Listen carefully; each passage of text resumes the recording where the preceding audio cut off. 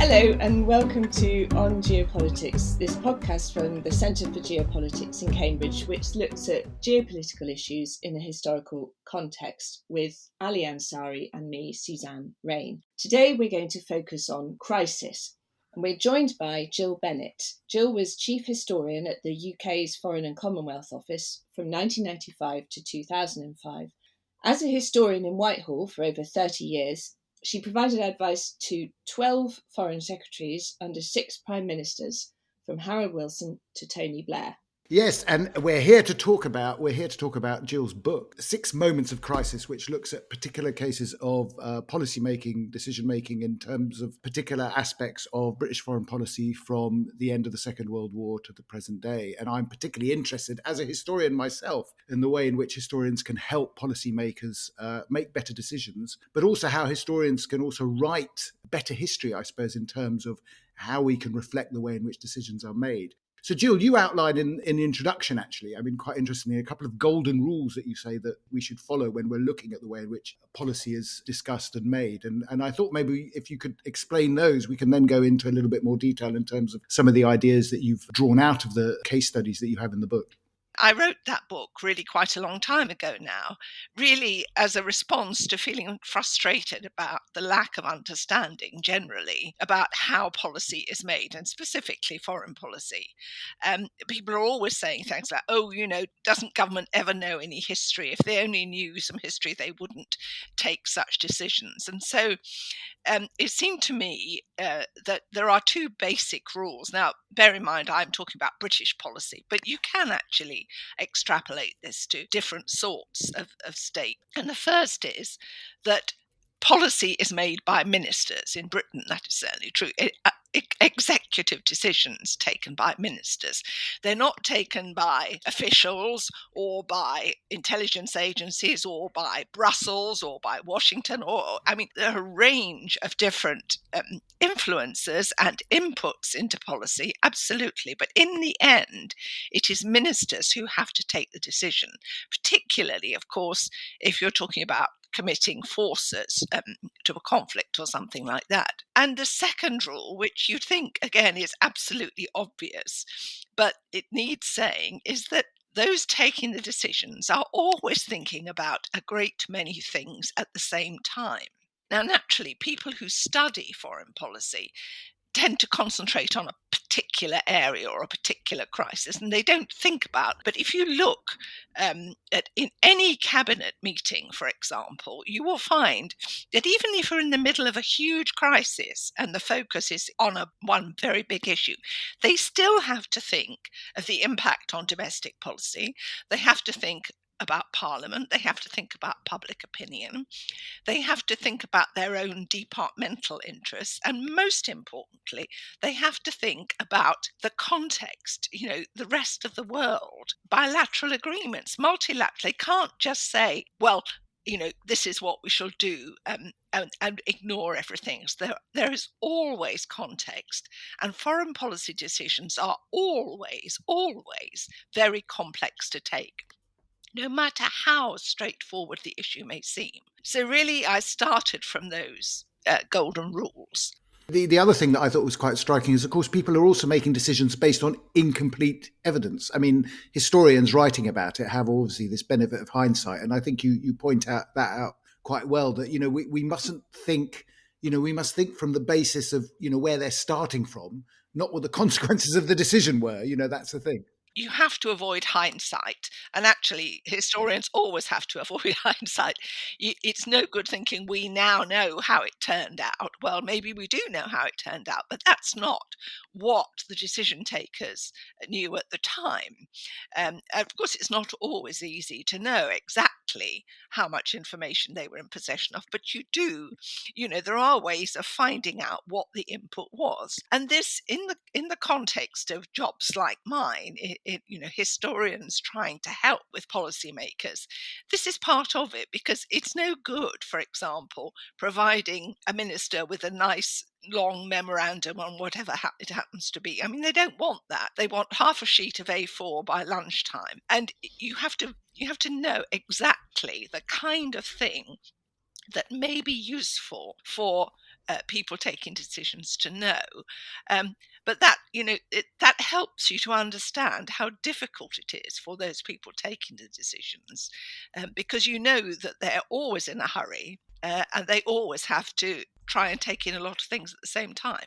One of the things, Gill, that I am made to think about very frequently, particularly at the moment or during over the last year in the run-up to the war in Ukraine, which we now have, is the importance of not only understanding the enemy, so not only producing analysis on what, in this instance, on what Russia might do, on what President Putin or his military command might be thinking or intending, but also the difficulty in understanding your allies. So understanding the considerations, and this actually came up through very clearly in Brendan Sims' book as well about the Pearl Harbor decision, understanding what might be impacting on the decisions that America might take or that other European countries might take. How does that all get brought together? Well, of course, it's enormously complex, so it is difficult to bring it all together. But I think you're absolutely right. You always have to try and think about how something looks from another country, another government's point of view, in order to understand exactly why they may be taking a particular decision or following a particular policy. Now, historically, the British government has always been very keen to be on all fours with the American government. That doesn't mean that they have agreed with them about everything, but one of the jobs, for example, of embassies overseas in any of these countries is they feed in that kind of information on how policy looks from there. And that's one of the great importance of diplomatic reporting, because they're the ones who can tell you how things look from there. But of course, they're telling you that in a current context. They're not, on the whole, looking at the history. So one of the jobs of the historian within government is to try and extrapolate that, because it's never the same. You can never say that happened then, and so this will happen now. I mean, I don't have to tell you that's a ridiculous idea. Things are never exactly the same. But it doesn't mean you can't learn from what happened before. It doesn't mean you can't find interesting information, but that information has to take into account thinking about how things look from other places. But obviously, it's a complex job to do that. And in particular, when you've got an adversarial situation, as we have now, looking at how things look from Moscow. Now, in the heat of a war, that's a different ball game in some ways. But, one of the things I've been involved in over the last couple of years in the context of historical revisionism, which is something that's been happening, particularly in a Russian narrative, but other countries too, is to actually inject a kind of, reality check on actually, they have got a point about this, but this is what actually happened. And therefore, you're not kind of setting the story right, but you're indicating why certain countries might take certain views about things. It doesn't matter whether they're right or they're wrong. I mean, that's or they're justified. The fact is, if they think that, it's a factor that you have to take into account when you're making your own policy. I teach a course, as Suzanne knows, on actually the British-Iranian relationship through history. And obviously there are some wonderful encounters there. And I'm always trying to sort of explain that, that the key is not to judge the decision, but to try and see how the decision was reached. And that, obviously sometimes the choice is not between good and bad. It's actually between, bad and worse. I mean, this idea of how you Yes. reach decisions, you don't always have the choices that I think historians in hindsight seem to think they have. I think in a way you want to not think good, bad, worse, because actually, on the whole, that's not helpful. And I've always taken the view, especially when people have said, historians in government are sort of stooges who are just put there. It's actually, I've never regarded it as my job to defend British policy, but always to explain it. And you can't say that all decisions work out well. Of course they don't. But there are always reasons, complex reasons for it. And so, when I was looking at those 6 particular episodes in the book we're talking about, they might look straightforward, but they absolutely, suit anyone. And it's true today. If you look at any decision now, it's equally complex, and the same principles apply. Thank you for raising your 6 moments of crisis that are in your book, because I think we should try and give some concrete examples so that people can, a little hook for people to hang their thoughts on in a way. Would you like to introduce us to, I don't know, as many of them as you like? Well, I mean, the one that I've been thinking about really, which in a way obviously is totally different to our current situation, but there are remarkable points of similarity, is actually a very old one, which was the decision in 1950 to send a British brigade to fight with the Americans in the Korean War. Now, obviously, it's a totally different world. It wasn't really quite a nuclear world yet, although the British didn't have a bomb. The American had, but we're not really in a nuclear situation, and obviously it's Cold War, it's communism, so it's different. But if I just point out one or two of the things that the cabinet had to take into account in 1950, one thing they were thinking about was the position of India, what India might think, for example. Now, India took the view that it had a lot of tension with Pakistan. It was always, there's nothing new there, over Kashmir and other things, but also the difficulty of powers like India and Pakistan to decide at a time of conflict whether they're going to lean to the West or the East. Because in 1950, as I say, at different times, but one of the things that the Indians were not wishing to support the West over the Korean War, because they thought any idea of Western interference in that hemisphere, in that side of the world, is potentially problematic. And also, at the same time as this was going on, the Americans were offering support to Formosa, now Taiwan, and assuring Taiwan that they would defend it, if necessary, from attack from China. And this worried the Indians because they thought, well, India and Pakistan said they could never support an American war against an Asian power, and they had to hedge their bets. Now, I don't have to spell this out. You can see exactly how there are parallels. I mean, another more domestic parallel is that the British government in 1950, this was just the tail end of the Attlee government, really, and it was quite weak.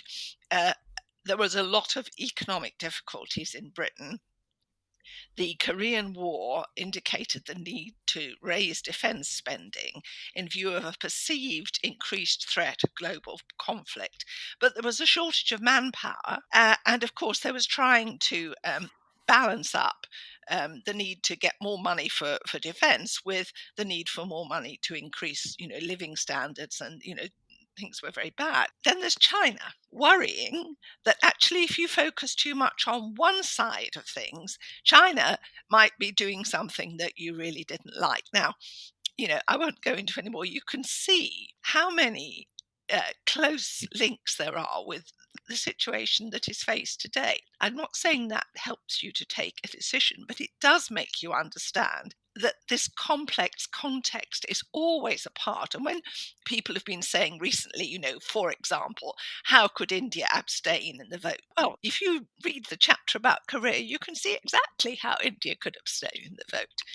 I hope you don't think that's stretching the parallel too far. I was, I suppose, struck, I think, from that case study about how much attention was paid to what India would do or not do at that particular time. I mean, how influential India remained, I suppose, in a sort of a British analytical worldview. Well, of course, it was in the Commonwealth, a big, important, and trade, very important as well. And I mean, one of the things, of course, that's always come up, which is very much something that people are thinking about at the moment with any crisis, is, if another country does something really that we really don't like. I mean, this isn't in my book, but for example, the invasion of Czechoslovakia in 1968, although that was different, it was a Cold War situation and so on. Nevertheless, you're always having to put up, what about the impact on the domestic economy? What if it disrupts trade to the great detriment of the British economy? What if it affects energy supplies? This is not it may be an acute situation at the moment, but it's absolutely not a new one. And I think, that's again something that you always have to take into account in showing how complex decision making can be. The introduction to your book starts with a brilliant sentence, which I'm just going to read, because it's something that we notice all the time, where you start by saying it has become increasingly fashionable to invoke history on both sides of any argument about why the British government should or should not have taken certain foreign policy decisions. And of course, I think there's almost a risk at the moment that history can paralyse us, because there's a reason not to do everything, because we're either ignoring or repeating history. But I think we've ended up with a few very oversimplified shorthands. So we talk now about Munich and about Suez. And of course, the point of your book is to say that all of these incidents are much more complicated than that, and to give us more examples or more comparators from just the couple that keep coming up again and again and again in the newspapers. You saw it for example, in the vote not to intervene in Syria on the basis that would be doing the same thing as we did in Iraq, which had gone badly. I mean, how do you overcome this sort of paralysing effect? Well, I think there's a couple of things here. One is that, yes, analogies are slightly the bane of the official historian's life. I mean, it doesn't mean, as we've said, that references to history are not helpful, but easy analogies they're not only pointless, they actually can be quite damaging, I think. But the other thing is, it's very difficult for policymakers, for example, to consider taking a decision to do nothing. There is a natural feeling if something terrible happens, we must do something. And there's parliamentary and there's public pressure. We must do something. I mean, you get a bit of a read across today with the demands for no-fly zone in Ukraine. Now it's slightly more, obviously it's more complicated that, but you must do something because things seem so terrible. But sometimes an active decision to do nothing is actually the best thing for all kinds of reasons. I mean, the other thing, and of course this has a relevance to the kind of thing that you've been writing about recently, Suzanne, in terms of warning. It is very, very difficult for any government to act in advance of something happening, however well prepared and however much warning they've had. I mean, obviously, if you're looking up to, even going back to the interwar period in the 30s, when there were a lot of warning signs and intelligence and so on. And yes, there was a lot of rearmament, but to actually do something, to take a policy decision, to commit forces or to break off relations with a country or to do or commit yourself to sanctions is a very difficult thing if you're not actually in the crisis. So I think it's impossible to stop people, obviously, as you mentioned, Syria and so on. It's impossible to stop. Well, this went really badly, we're not going to do that again. Or this actually went rather well, so we are going to do that again. I don't think you can ever rule that one out because it's a natural result. But all that you can do as a historian is to inject certain thoughts in. Of course, there are always ways of doing this. If you work in government, you don't say, well, this is what happened and this is what you do. You say, ministers might like to consider, or usually ministers might like to recollect. Actually, just including some pointers to factors that were important in any particular other. One of the other episodes in my book, in fact, the last chapter, is about the Falklands. Now, the Falklands is obviously is a much different situation, but what I was trying to point out there was that when the decision was taken to send the task force, that wasn't to kind of, right, we're going to go and fight, because there was by no means, in fact, we hoped not to have to fight. Obviously, if we did have to fight, we hoped to win, but nevertheless, it was very uncertain, and you were actually hoping to avoid conflict altogether because it was assumed that actually diplomatic means would be found, or that there would be a way of kind of drawing back from the brink. Now, it's going back to this hindsight question. We know how it all turned out now, but at the time, it was very much a shot in the dark from the point of view of Mrs. Thatcher. And you think about also taking the view of the cabinet taking that decision. They knew perfectly well that this all really turned out badly. It would really be the end for them. And that's a political calculation in a way, but it is all part of what ministers are thinking about when they're taking a decision. It's actually always a very courageous decision to take, to do something, as you pointed out, in the absence of any idea of what might happen next. You can have hope, and you can have a plan, but you can't possibly No, and I think whatever one thinks about Tony Blair and the decisions that he took, I think he has made the case quite clearly through, actually, when you look at his Chicago speech as well, he was articulating that issue, which is if you see something that you think needs to be addressed sooner rather than later, then you have to take really complicated decisions about when to act. I'm not going to go any further than that, make judgments or things, but taking a decision to act before a crisis is something that I'm very fascinated with, because I know how hard it is to do it at all, and to get it right, or to be seen to have got it right. And of course, the worst thing is that if you really get it right, you won't be able to prove it because the crisis doesn't happen. That's the terrible paradox. It's a bit like the paradox with intelligence agencies. You always hear, intelligence failure when something terrible happens. But by the nature of things, intelligence agencies don't tell you about when they've stopped something. You don't hear about, on the whole, when an attack has been foiled or a bad person removed, or you don't hear about that. And so it's very difficult for them to actually, in all kinds of decisions where things are sensitive and people, not just intelligence, but sensitive, and they can't talk about it, actually nothing happening is a really good outcome. But in public perception, it's not always seen that way. And it is very difficult, I agree. Another sort of complex, one of the decisions in my book, another one, which is the decision to throw out 105 Soviet intelligence officers from the UK in September 1971, which is still the largest single expulsion ever. I mean, even the expulsions after Skripal were large, but they were coordinated between a number of countries. We did that all by ourselves. And what's more, amazingly, we didn't tell the Americans before we did it, which I think is an extraordinary feature of that. But the point is, it took a long time getting to the point of making that decision. And even after the decision was taken, the then Foreign Secretary, who was Alec Douglas Hume, he was very, very keen to get the timing right. Timing all important in that case, because we were engaged in quadripartite negotiations, including the Soviet Union, over Berlin, and they were reaching a critical point. And he did not want to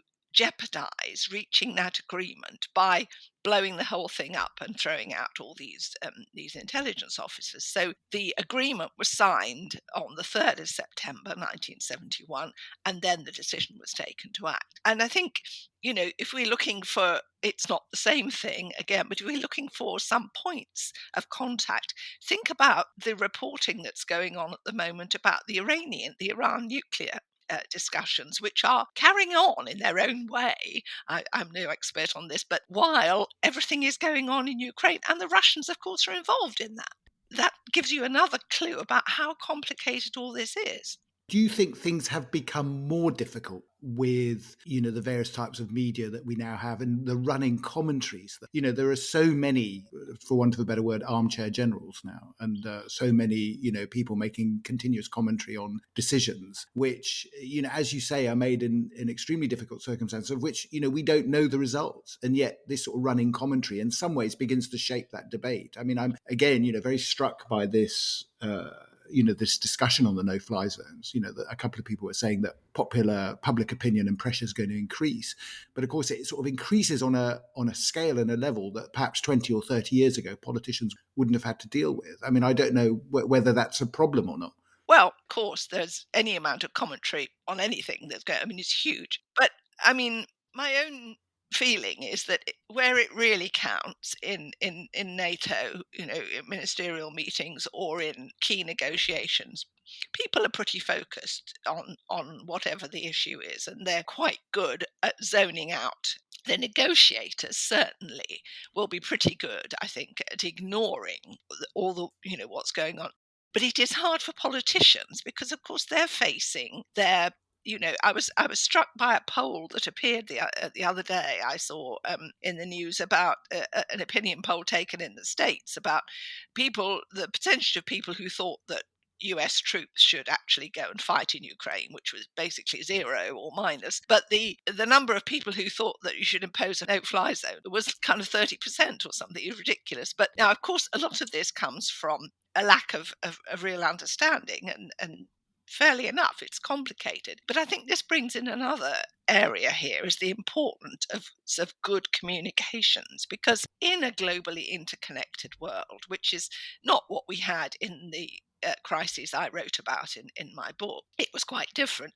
In an interconnected world where things are bombarding you for, it's even more important that any government gets its own narrative and its own communication with its parliament and its people clear, because really it's the only way of getting people to understand and of getting people to be prepared, in a sense, if things go one way or the other, because you've had to have been able to explain it, because in a kind of mass of possibly false information, you want to be trying to get out, good information as far as you possibly can. There's a really important point there, Gill, as well, precisely about when things escalate, and in all of these examples of crises, things have escalated, and the one we're living in now, things are escalating. And so, obviously the intention of every government is to seek to bring an end to the crisis. Sometimes that involves further escalation. So that question about how you prepare your population for the hardships that may come as a result of escalation, which is unavoidable, is a really important one. I want to a slightly different question, but it's still related, about the relationship between historical narrative and national identity. And obviously, we in the UK have been consistently accused of looking back to, when we won the Second World War and all the rest of it, and how that frames, sometimes negatively, a self-confidence, or, which obviously we've seen now very much in this question about Ukrainian national identity, the sort of explaining of Ukrainian history and why that is a separate thing from Russian history and Russian national identity. And even the act of that having to be explained to us all actually made me realise how important history is to sort of purpose and collective identity. I wondered what your view was on that. Well, it is important, but it's also very complicated because, as you say, there's a lot of, narrative about Ukrainian identity and so on. But, quite often it's selectively, it's a bit selective about things like the position with Poland and so, it's hard to get it right. And it's not only the British who have this kind of historical narrative that presents there. Of course, the Russians also have one, which we've been hearing about, but other countries do look back at certain periods in their history where things seemed straightforward and, we're the goodies and we did well. It's never, of course, as we've been discussing, as simple as that. I don't think there's anything necessarily damaging about this. It's a natural thing. And I think people sometimes, perhaps I shouldn't say this as a historian, take it too seriously. This question of, you British always think that you're kind of, more important than you are. Okay, fine, get over it. Just because all countries think they're more important than they really are, even the United States, if I might say so. The important is to have good history available, and as you say, to communicate it as far as you can, to teach good history, like Galliers, for example, to put out good information, as much as you can. It's not an easy thing to do, but I don't think we should get too hung up with this kind of, obviously, we don't want to get obsessed with the Second World War. It's silly, but that's the point. You treat it as silly. You don't get all upset about it, if you see what I mean. I think that actually answers the question, because I really wanted to sort of say, do you think we need more history? And I think it basically answered that, really, that we need to engage, with those subjects in a more serious, and try and feed in historical debates, just to get people to think, I think, a little bit more about the context of where they're coming from. There is a danger in current tendencies to assume that, you've got to think one kind of thing in order to be on the right side of history. I absolutely reject that, because what is the right side of history anyway? Depends on where you're sitting. And obviously, it's difficult to get history right, so to speak. It's difficult to get all the facts right, and sometimes you have to change your mind. That was one of the things I wanted to do in the book, really, when I called the chapters, each one is titled Challenging Something. And I explained, that actually some of it is when we really look at a decision from the inside out, rather than what happened after, what we now know happened. You might have to change your mind about it. You might be able to see, if you really see how complex it was, even if it didn't turn out well, it might have been the only decision to take at the time. So you might have to change your mind. And we always, as Keynes said, when the facts change, I change my mind. What do you do? Keynes is my hero.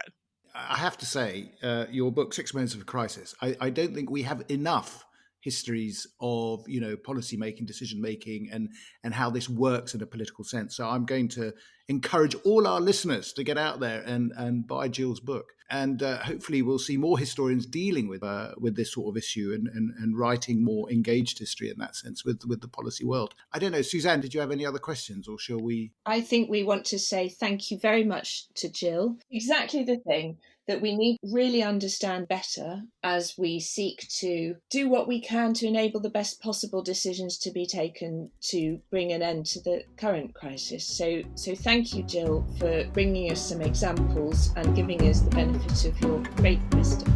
Thank you very much for inviting me.